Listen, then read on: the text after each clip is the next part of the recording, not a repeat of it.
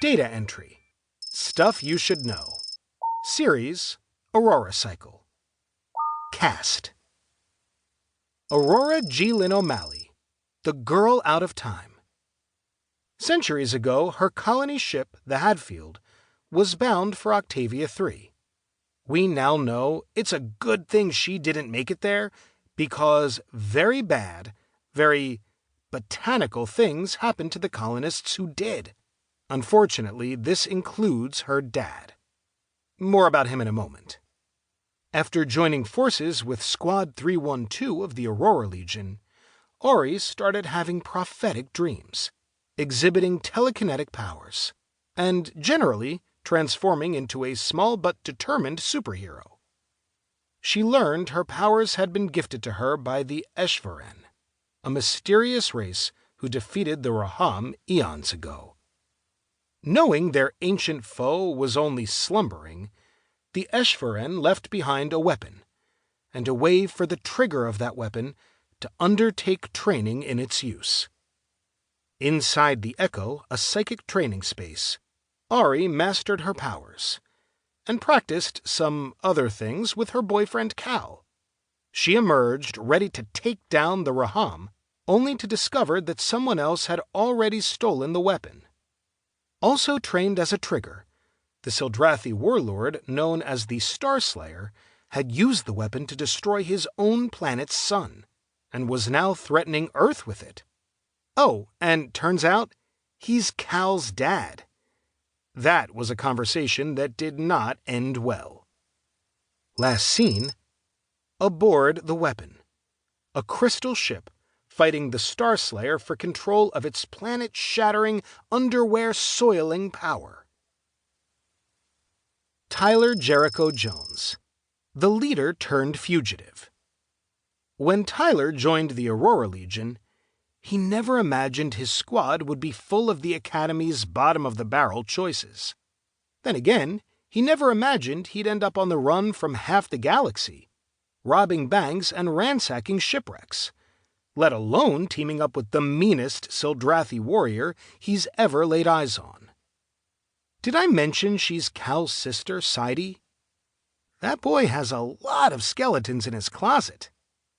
Anyway, Tyler used his tactical brilliance and unparalleled dimples to lead his squad's escape from Octavia to Emerald City, where they heisted a fat stack of cash, a box of mysterious gifts left long before any of these shenanigans began, and the keys to a very, very fancy new ship. In the middle of stealing the Hadfield's black box, the gang was taken prisoner by the aforementioned Sildrathi warrior, Sidey.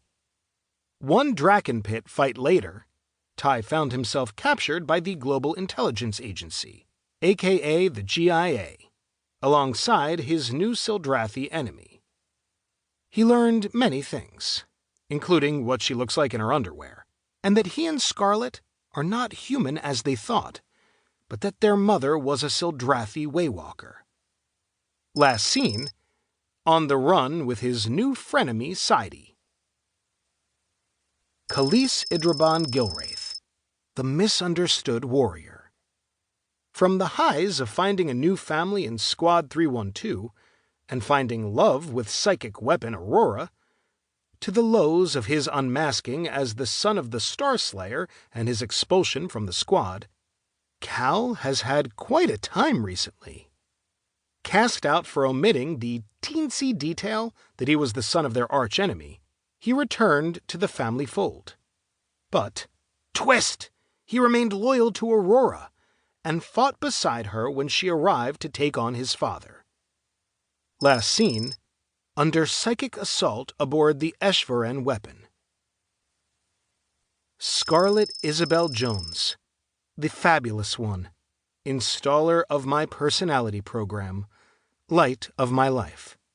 She also knows where my off switch is. The words, "if she only applied herself," appeared more on Scar's Academy reports than on any other cadets in history.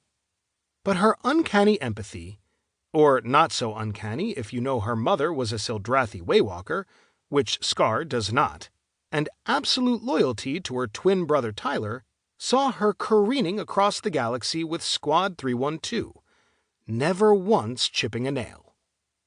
During their time on the run, the squad discovered a collection of gifts at the Dominion repository, left for them many years before they'd even joined the Aurora Legion.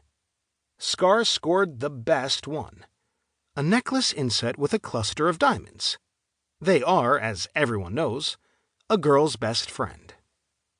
After Tyler was taken prisoner by the GIA, Scarlet and the others pushed on to help Aurora retake the weapon from the Starslayer, save Earth, and get on with the job of killing the Raham before it wakes up and eats the galaxy. No big. Last scene, about to make out with Finian, but thwarted at the last moment by his realization that the diamonds on her necklace aren't diamonds at all, but Eshveren crystal. Oh yeah, and then everything exploded. Finian de Caron de Seal, the one resident who really does grow on you once you get to know him. Resident Betrascan mechanical genius, Finian's proven his loyalty to Squad 312 over and over.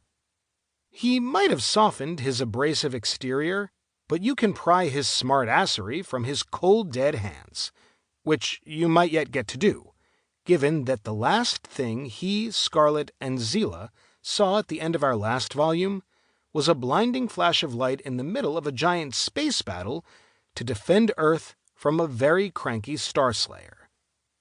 Last scene, interrupting his own lifelong dream of kissing Scarlett Jones with his necklace realization. This boy needs to get out of his own way, seriously.